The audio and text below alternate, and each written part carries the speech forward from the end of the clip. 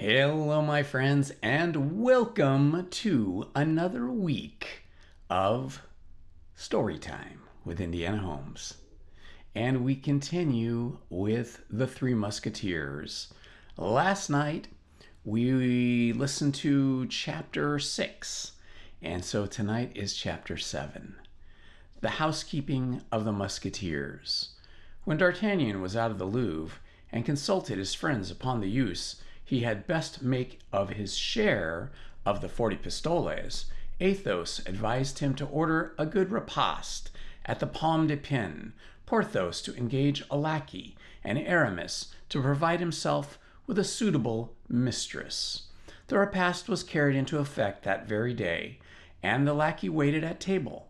The repast had been ordered by Athos, and the lackey furnished by Porthos. He was a Picard, whom the glorious Musketeer had picked up on the bridge Tournelle, making rings and splashing in the water.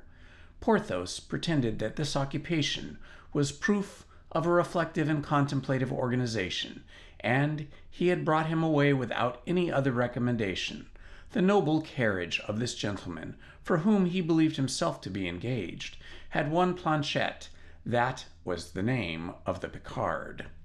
He felt a slight disappointment, however, when he saw that this place was already taken by a compeer named Mousqueton, and when Porthos signified, I think they mean assigned him, to that the state of his household, though great, would not support 2 servants, and that he must enter into the service of D'Artagnan. Nevertheless, he waited at the dinner given by his master, and saw him take out a handful of gold to pay for it. He believed his fortune made, and returned thanks to heaven for having thrown him into the service of such a Croesus. He preserved this opinion even after the feast, with the remnants of which he repaired his own long abstinence. But when in the evening he made his master's bed, the chimeras of planchette faded away. The bed was the only one in the apartment, which consisted of an antechamber and a bedroom. Planchette slept in the antechamber upon a coverlet taken from the bed of D'Artagnan, and which D'Artagnan from that time made shift to do without. Athos, on his part, had a valet whom he trained in his service in a thoroughly peculiar fashion, and who was named Grimaud. He was very taciturn, this worthy signor. Be it understood, we are speaking of Athos. During the 5 or 6 years that he had lived in the strictest intimacy with his companions, Porthos and Aramis, they could remember having often seen him smile, but had never heard him laugh. His words were brief and expressive, conveying all that was meant, and no more. No embellishments, no embroidery, no arabesques. His conversation was a matter of fact, without a single romance. Although Athos was scarcely 30 years old, and was a great personal beauty and intelligence of mind, no one knew he had ever had a mistress. He never spoke of women. He certainly did not prevent others from speaking of them before him, although it was easy to perceive that this kind of conversation, in which he only mingled by bitter words and misanthropic remarks, was very disagreeable to him. His reserve, his roughness, and his silence made almost an old man of him. He had, then, in order not to disturb his habits, accustomed Grimaud to obey him upon a simple gesture or upon a simple movement of his lips. He never spoke to him, except under the most extraordinary occasions. Sometimes Grimaud, who feared his master, as he did fire, while entertaining a strong attachment to his person and a great veneration for his talents, believed he perfectly understood what he wanted, flew to execute the order received, and did precisely the contrary. Athos then shrugged his shoulders, and, without putting himself in a passion, thrashed Grimaud. On these days he spoke a little. Porthos, as we have seen, had a character exactly opposite of Athos. He not only talked much, but he talked loudly, little caring. We must render him that justice. Whether anybody listened to him or not, he talked for the pleasure of talking and for the pleasure of hearing himself talk. He spoke upon all subjects except the sciences, alleging in his respect the inveterate hatred he had borne to scholars from his childhood. He had not so noble an air as Athos, and the commencement of their intimacy often rendered him unjust toward that gentleman, whom he endeavored to eclipse by his splendid dress. But with his simple musketeer's uniform, and nothing but the manner in which he threw back his head and advanced his foot, Athos instantly took the place which was his due and consigned the ostentatious Porthos to the second rank. Porthos consoled himself by filling the antechamber of M. de Treville and the guardroom of the Louvre with the accounts of his love scrapes. After having passed from professional ladies to military ladies, from the lawyer's dame to the baroness, there was question of nothing less with Porthos than a foreign princess who was enormously fond of him. An old proverb says, "Like master, like man." Let us pass, then, from the valet of Athos to the valet of Porthos, from Grimaud to Mousquetin. Mousquetin was a Norman, whose pacific name was Boniface. His master had changed into the infinitely more sonorous name of Mousquetin. He had entered the service of Porthos upon the condition that he should only be clothed and lodged, though in a handsome manner, but he claimed 2 hours a day to himself, consecrated to an employment which would provide for his other wants. Porthos agreed to the bargain. The thing suited him wonderfully well, in fact. He had doublets cut out of his old clothes and cast-off cloaks from Mousquetin, and thanks to a very intelligent tailor who made his clothes look as good as new by turning them, and whose wife was suspected of wishing to make Porthos descend from his aristocratic habits, Mousquetin made a very good figure when attending on his master. As for Aramis, of whom we believe we have sufficiently explained the character, a character which, like that of his companions, we shall be able to follow in its development, his lackey was called Bazin. Thanks to the hopes which his master entertained, some day entering into orders, he was always clothed in black, as became the servant of a churchman. He was a Berrichon, 35 or 40 years old, mild, peaceable, sleek, employing the leisure of his master left him in the perusal of pious works, providing vigorously for two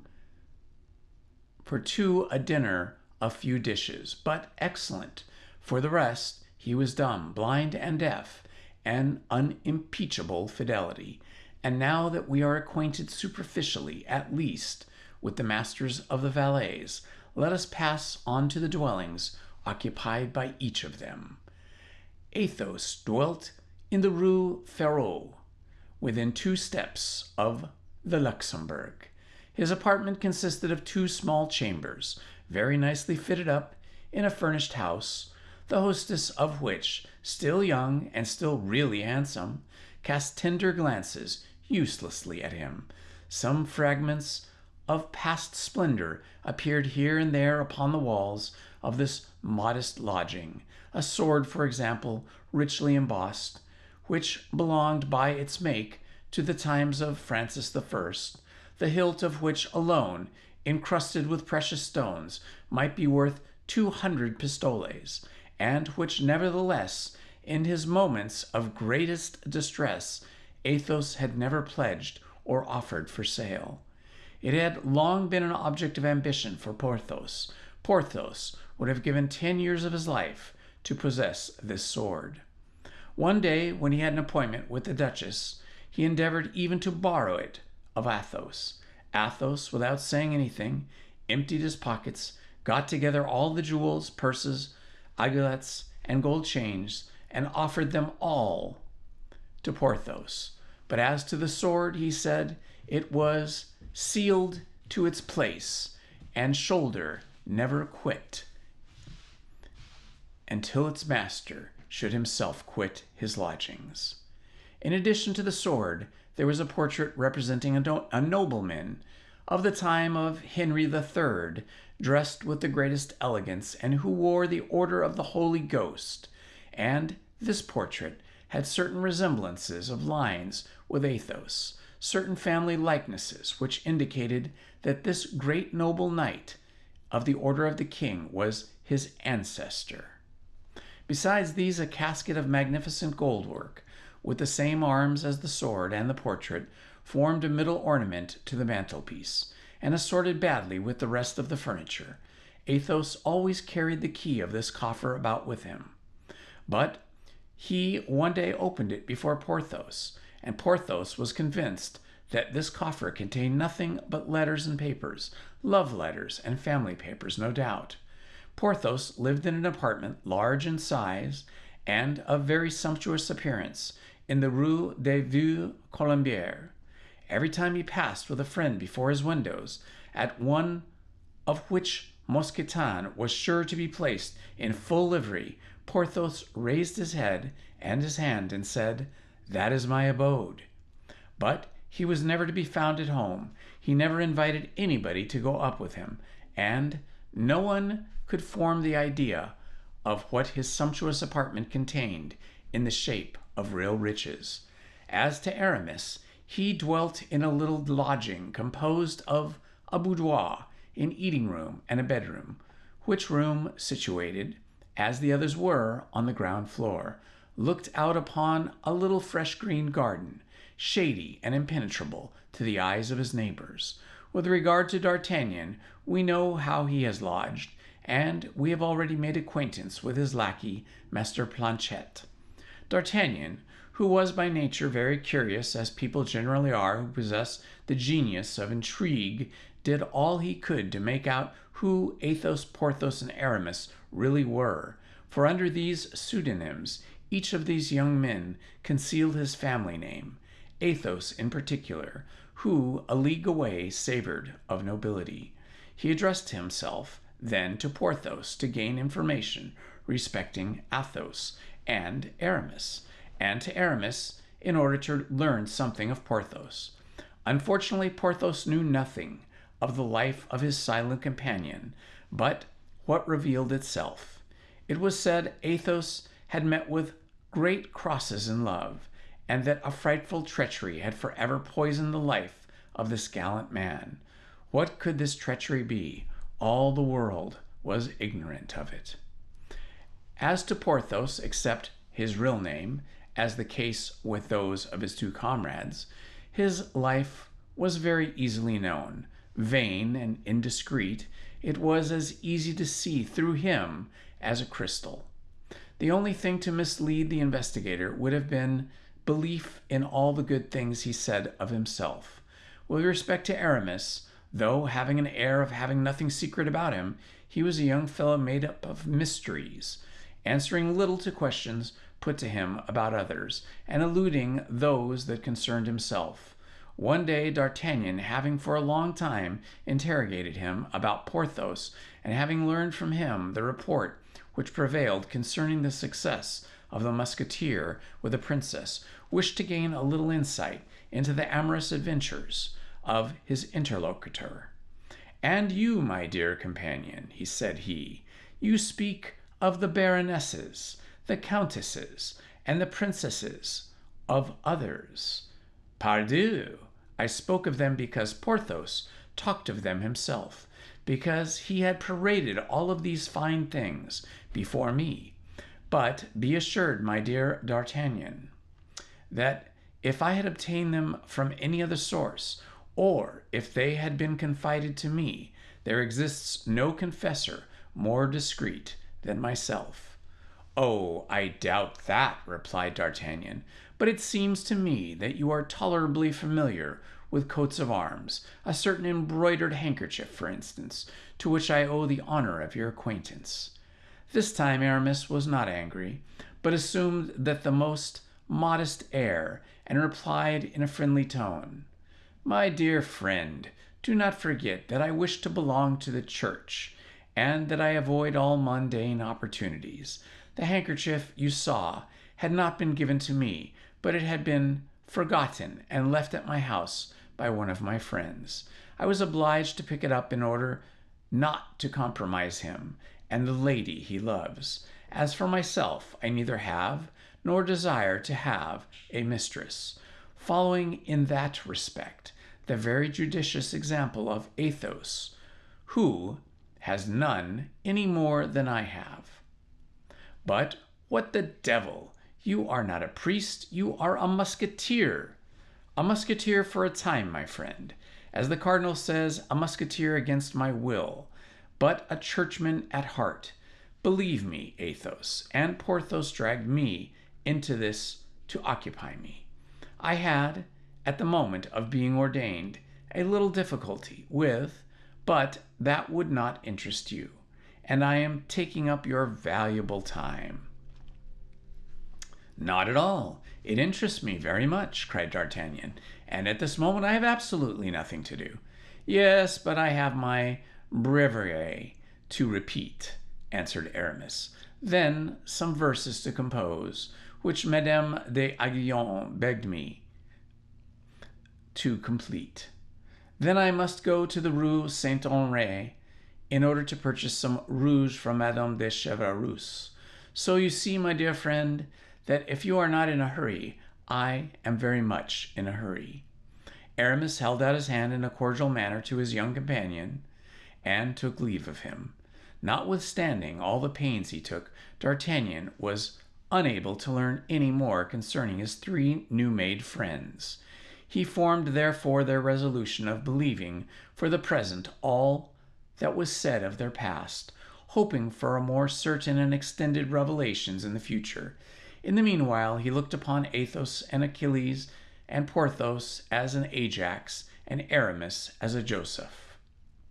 As to the rest, the life of the four young friends was joyous enough. Athos played, and that as a rule, unfortunately. Nevertheless, he never borrowed a sou of his companions, although his purse was ever at their service, and when he played upon honor, he was always awakened by his creditor by 6 o'clock in the morning to pay the debt of the preceding evening. Porthos had his fits. On the day when he won, he was insolent and ostentatious. If he lost, he disappeared completely for several days, after which he reappeared with a pale face and a thinner person, but with money in his purse. As to Aramis, he never played. He was the worst musketeer and the most unconvivial companion imaginable. He had always something or other to do, sometimes in the midst of dinner, when everyone under the attraction of wine and in the warmth of conversation believed they had 2 or 3 hours longer to enjoy themselves at the table. Aramis looked at his watch, arose with a bland smile, and took leave of the company to go, as he said, to consult Casuet, with whom he had an appointment. At other times he would return home to write a triste, and requested his friends not to disturb him. At this Athos would smile with his charming melancholy smile, which so became his noble countenance, and Porthos also would drink, swearing that Aramis would never be anything but a village curé. Planchet, D'Artagnan's valet, supported his good fortune nobly. He received 30 sous per day, and for a month he returned to his lodgings gay as a chaffinch and affable toward his master.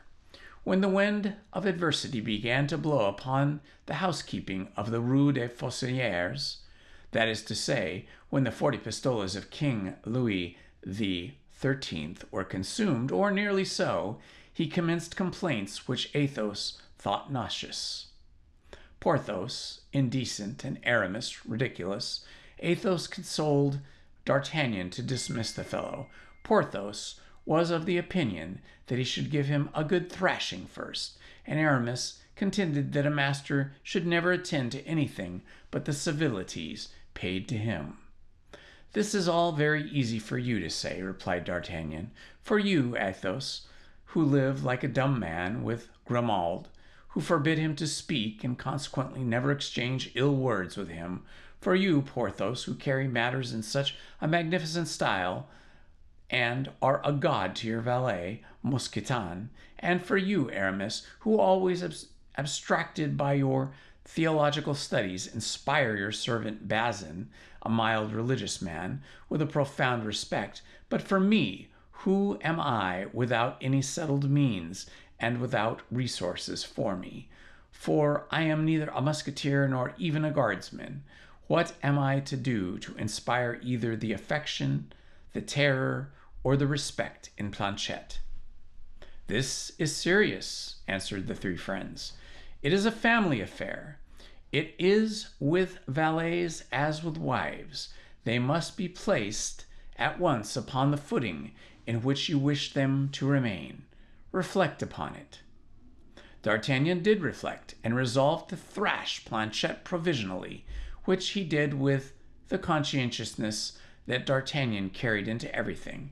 After having well beaten him, he forbade him to leave his service without his permission. "For," added he, "the future cannot fail to mend. I inevitably look for better times.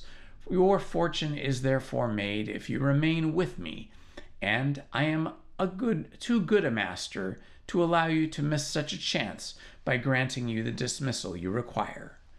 This manner of acting roused much respect for D'Artagnan's policy among the Musketeers. Planchet was equally seized with admiration, and said no more about going away. The life of the four young men had become fraternal. D'Artagnan, who had settled habits of his own, as he came from the province into the midst of the world, quite new to him, fell easily into the habits of his friends.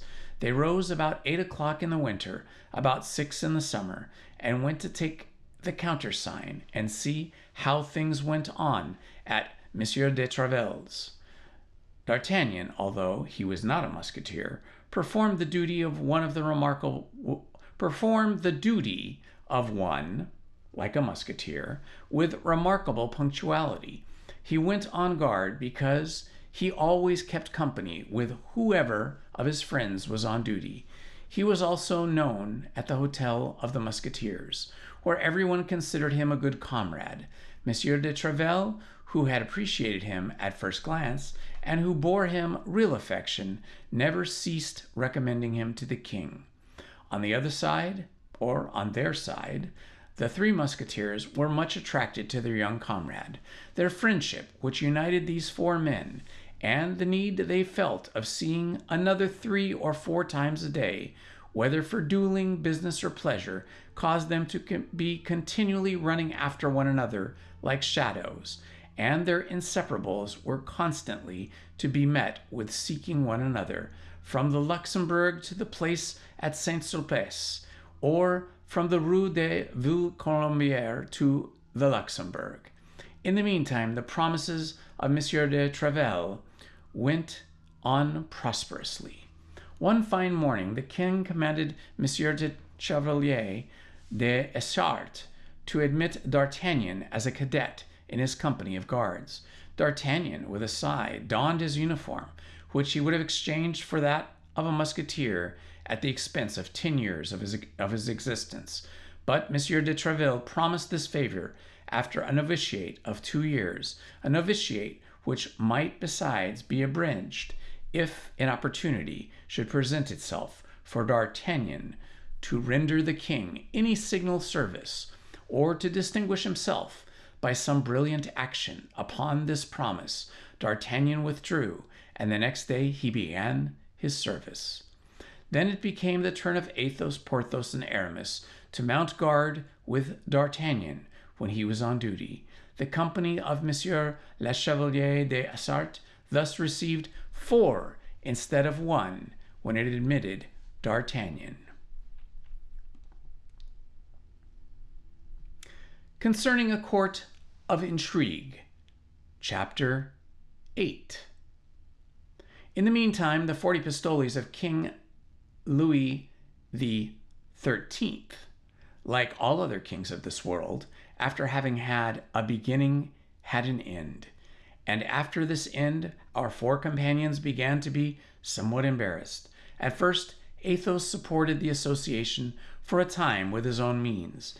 Porthos succeeded him, and thanks to one of those disappearances to which he was accustomed, he was able to provide for the wants of all for a fortnight.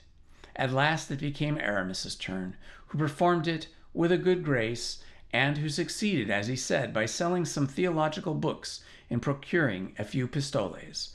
Then, as they had been accustomed to do, they had recourse to M.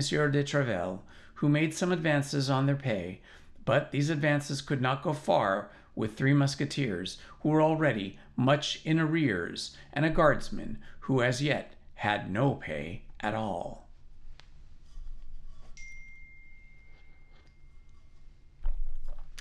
At length, when they found they were likely to be really in want, they got together, as a last effort, 8 or 10 pistoles, with which Porthos went to the gaming table. Unfortunately, he was in a bad vein. He lost all, together with 25 pistoles for which he had given his word. Then the inconvenience became distress. The hungry friends, followed by their lackeys, were seen haunting the quays and guard-rooms, picking up among their friends abroad all the dinners they could meet with, for according to the advice of Aramis, it was prudent to sow repasts right and left in prosperity in order to reap a few in the time of need. Athos was invited 4 times, and each time took his friends and their lackeys with him. Porthos had 6 occasions, and contrived in the same manner that his friends should partake of them. Aramis had 8 of them. He was a man, as must have been already perceived, who had made but little noise, and yet was much sought after. As to D'Artagnan, who as yet knew nobody in the capital, he only found 1 chocolate breakfast at the house of a priest of his own province, and 1 dinner at the house of a cornet of the guards. He took his army to the priests, where they devoured as much provisions as would have lasted him for 2 months, and to the cornets, who performed wonders. But, as Planchet said, people do not eat at once for all time, even when they eat a good deal. D'Artagnan thus felt himself humiliated in having only procured 1 meal and a half for his companions, as the breakfast at the priest's could only be counted as a half of a repast. In return for the feasts which Athos, Porthos, and Aramis had procured him, he fancied himself a burden to the society, forgetting in his perfectly juvenile good faith that he had fed this society for a month, and he had set his mind actively to work. He reflected that this coalition of 4 young, brave, enterprising, and active men ought to have some other object than swaggering walks, fencing lessons, and practical jokes, more or less witty. In fact, 4 men such as they were, 4 men devoted to one another, from their purses to their lives, 4 men always supporting one another, never yielding, executing singly or together the resolutions formed in common, 4 arms threatening the 4 cardinal points, or turning toward a single point, must inevitably either subterraneously in the open day, by mining in the trench, by cunning, or by force, open themselves a way toward the object they wished to attain, however well it might be defended, or however distant it may seem. The only thing that astonished D'Artagnan was that his friends had never thought of this. He was thinking by himself, and even seriously racking his brain to find a direction for this single force 4 times multiplied, with which he did not doubt, as with the lever for which Archimedes sought, they should succeed in moving the world. When someone tapped gently at his door, D'Artagnan awakened Planchet and ordered him to open it. From this phrase, D'Artagnan awakened Planchet. The reader must not suppose it was night, or that day was hardly come. No, it had struck 4. Planchet 2 hours before had asked his master for some dinner, and he had answered with the proverb, "He who sleeps dines," and Planchet dined by sleeping. The man was introduced of simple mien, who had the appearance of a tradesman.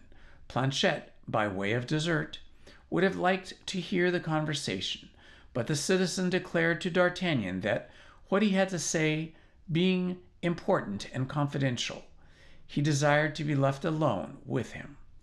D'Artagnan dismissed Planchet and requested his visitor to be seated. There was a moment of silence, during which the two men looked at each other, as if to make a preliminary acquaintance, after which D'Artagnan bowed as a sign that he listened. "I have heard M. D'Artagnan, that is, Monsieur D'Artagnan, spoken of as a very brave young man," said the citizen, "and this reputation, which he justly enjoys, had decided me to confide a secret to him." "Speak, monsieur, speak," said D'Artagnan, who instinctively scented something advantageous. The citizen made a fresh pause and continued, "I have a wife who is a seamstress to the queen, monsieur, and who is not deficient in either virtue or beauty. I was induced to marry her about 3 years ago, although she had but very little dowry, because Monsieur Laporte, the queen's cloak-bearer, is her godfather and befriends her." "Well, monsieur?" asked D'Artagnan. "Well," resumed the citizen, "well, monsieur, my wife was abducted yesterday morning, as she was coming out of her workroom." "And by whom was your wife abducted?" "I know nothing surely, monsieur, but I suspect someone." "And who is the person whom you suspect?" "A man who has pursued her a long time." "The devil!" "But allow me to tell you, monsieur," continued the citizen, "that I am convinced that there is less love than politics in all this." "Less love than politics," replied D'Artagnan, with a reflective air. "And what do you suspect?" "I do not know whether I ought to tell you what I suspect." "Monsieur, I beg you to observe that I ask you absolutely nothing. It is you who have come to me. It is you who have told me that you had a secret to confide in me. Act, then, as you think proper. There is still time to withdraw." "No, monsieur, no. You appear to be an honest young man, and I will have confidence in you. I believe, then, that it is not on account of any intrigues of her own that my wife has been arrested, but because of those of a lady much greater than herself." Ah! Can it be on account of the the love of the Madame de Boutrecy?" said D'Artagnan, wishing to have the air, in the eyes of the citizen, of being posted as to court affairs. "Higher, monsieur, higher. Of Madame de Arguion? Still higher. Of Madame de Chevreuse? Of the—" D'Artagnan checked himself. "Yes, monsieur," replied the terrified citizen, in a tone so low that he was scarcely audible. "And with whom? With whom can it be, if not the Duke of—" "The Duke of—" "Yes, monsieur," replied the citizen, giving a still fainter intonation to his voice. "But how do you know all this? How do I know it?" "Yes, how do you know it? No half-confidence, or you understand." "I know it from my wife, monsieur, from my wife herself." "Who learns it from whom?" "From Monsieur Laporte." "Did I not tell you that he was the goddaughter of Monsieur Laporte, that she was the goddaughter of Monsieur Laporte, the confidential man of the queen?" "Well, Monsieur Laporte placed her near Her Majesty in order that our poor queen might at least have someone in whom she could place confidence, abandoned as she is by the king, watched as she is by the cardinal, betrayed as she is by everybody." "Aha! It begins to develop itself," said D'Artagnan. Now, my wife came home 4 days ago, monsieur. One of her conditions was that she should come and see me twice a week, for, as I had the honor to tell you, my wife loves me dearly. My wife, then, came and confided to me that the queen, at that very moment, entertained great fears. Truly, yes, the cardinal, as it appears, pursues her and persecutes her more than ever. He cannot pardon her the history of the saraband. You know the history of the saraband? Pardieu, know it? Replied D'Artagnan, who knew nothing about it, but who wished to appear to know everything that was going on. So that now it is no longer hatred, but vengeance. Indeed. And the queen believes? Well, what does the queen believe? She believes that someone has written to the Duke of Buckingham in her name. In the queen's name? Yes, to make him come to Paris, and when once comes to Paris, to draw him into some sort of snare. The devil! But your wife, monsieur, what does she do with all this? Her devotions to the queen, and that is well known, and they wish either to remove her from her mistress or to intimidate her, in order to obtain her majesty's secrets, or to seduce her and make use of her as a spy. That is likely, said D'Artagnan, but the man has abducted her. Do you know him? I have told you that I believe I know him. His name? I do not know that. What I do know is that he is a creature of the cardinal, his evil genius. But you have seen him. Yes, my wife pointed him out one day to me. Has he anything remarkable about him which one may recognize? Oh, certainly. He is a noble of very lofty carriage, black hair, swarthy complexion, piercing eyes, white teeth, and a scar on his temple. A scar on his temple, cried D'Artagnan. And with that, white teeth, a piercing eye, dark complexion, black hair, and a haughty carriage. Why, that's my man Mung. He's your man, do you say? Yes, yes, but that has nothing to do with it. No, I am wrong. On the contrary, that simplifies the matter greatly. If your man is mine, with one blow I shall obtain 2 revenges. That's all. But where to find this man? I do not know. Have you no information about his abiding place? None. One day, as I was conveying my wife back to the Louvre, he was coming out as she was going in, and she showed him to me. The devil, murmured D'Artagnan. All of this is vague enough. From what you have learned of the abduction of your wife, from Monsieur Laporte, did he give you any details? He knew none himself. And you have learned nothing of the other quarter? Yes, I have received. What? I fear I'm committing a great imprudence. You always come back to that, but I must make you see this time that it's too late to retreat. I do not retreat, mordieu, cried the citizen, swearing in order to ruse his courage. Besides, by the 5th of Bonchenu, you call yourself Bonchenu? Replied D'Artagnan. Yes, that's my name. You said then, by the word of Bonacieux. Pardon me for interrupting you, but it appears to me that that name is familiar to me. Possibly, monsieur, I am your landlord. Ah, ha, ha, said D'Artagnan, half rising and bowing. You are my landlord. Yes, monsieur, yes. And it is 3 months since you have been here, and though distracted as you may be in your important occupations, you have forgotten to pay me my rent. As I say, I have not tormented you a single instant. I thought you would appreciate my delicacy. How can it be otherwise, my dear Bonacieux? Replied D'Artagnan. Trust me, I am fully grateful for such unparalleled conduct, and if, as I told you, I can be of any service to you. I believe you, monsieur. I believe you, and as I was about to say, by the word of Bonacieux, I have confidence in you. Finish, then, what you were about to say. The citizen took out a paper from his pocket and presented it to D'Artagnan. "A letter?" said the young man. "Which I received this morning."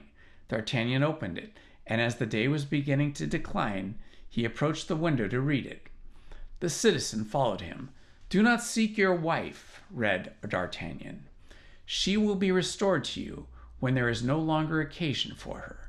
If you make a single step to find her, you are lost." "That's pretty positive," continued D'Artagnan. "But after all, it is but a menace." "Yes, but that menace terrifies me. I am not a fighting man at all, monsieur, and I am afraid of the Bastille." Said D'Artagnan. "I have no greater regard for the Bastille than you. If it were nothing but a sword thrust, why then, I have counted upon you on this occasion, monsieur. Yes, seeing you constantly surround yourself with musketeers of a very superb appearance, and knowing that these musketeers belong to Monsieur de Treville, and were consequently enemies of the cardinal, I thought that you and your friends, while rendering justice to your poor queen, would be pleased to play his eminence in ill turn." "Without doubt. And then I have thought of that, considering 3 months' lodgings, about which I have said nothing." Yes, you have already given me that reason, and I find it excellent, reckoning still further that as long as you do me the honor to remain in my house, I shall never speak to you about rent." "Very kind." "And adding to this, if there be need of it, meaning to offer you 50 pistoles, if, against all probability, you should be short at present moment." "Admirable! You are rich then, my dear Monsieur Bonacieux." "I am comfortably off, monsieur, that's all. I have scraped together some such things as an income of 2,000 or 3,000 crowns in the haberdashery business, but more particularly in venturing some funds in the last voyage of the celebrated navigator Jean Marquette. So that you understand, monsieur." "But," cried the citizen. "What?" demanded D'Artagnan. "Whom do I see yonder?" "Where?" "In the street, facing your window, in the embrasure, that door, a man wrapped in a cloak." "It is he!" cried D'Artagnan and the citizen at the same time, each having recognized this man. "Ah, this is time!" cried D'Artagnan, springing to his sword. "This time he will not escape me." Drawing his sword from its scabbard, he rushed out of the apartment. On the staircase he met Athos and Porthos, who were coming to see him. They separated, and D'Artagnan rushed between them like a dart. "Pah! Where are you going?" cried the 2 musketeers in a breath. "The man of Meung," replied D'Artagnan, and disappeared. D'Artagnan had more than once related to his friends his adventure with the stranger, as well as the apparition of the beautiful foreigner, to whom this man had confided some important missive. The opinion of Athos was that D'Artagnan had lost his letter in the skirmish. A gentleman in this opinion, and according to D'Artagnan, portrait of him, the stranger must be a gentleman and would be incapable of the baseness of stealing a letter. Porthos saw nothing in all of this but a love meeting given by a lady to a cavalier, or by a cavalier to a lady, which had been disturbed by the presence of D'Artagnan and his yellow horse. Aramis said that of these sorts of affairs they were mysterious, and it was better not to fathom them. They understood then, from the few words which escaped from D'Artagnan, what affair was in hand, and as they thought that overtaking this man, or losing sight of him, D'Artagnan would return to his rooms, they kept on their way. When they entered D'Artagnan's chamber, it was empty. The landlord, dreading the consequences of the encounter, which was doubtless to take place between the young man and the stranger, had, consistent with character, had given himself and judged it prudent to decamp. And that, my friends, is the end of another chapter. Until tomorrow night, this has been Indiana Holmes. Love to you all. Please hit the like button, subscribe, and hit the notifications button. Thank you very much.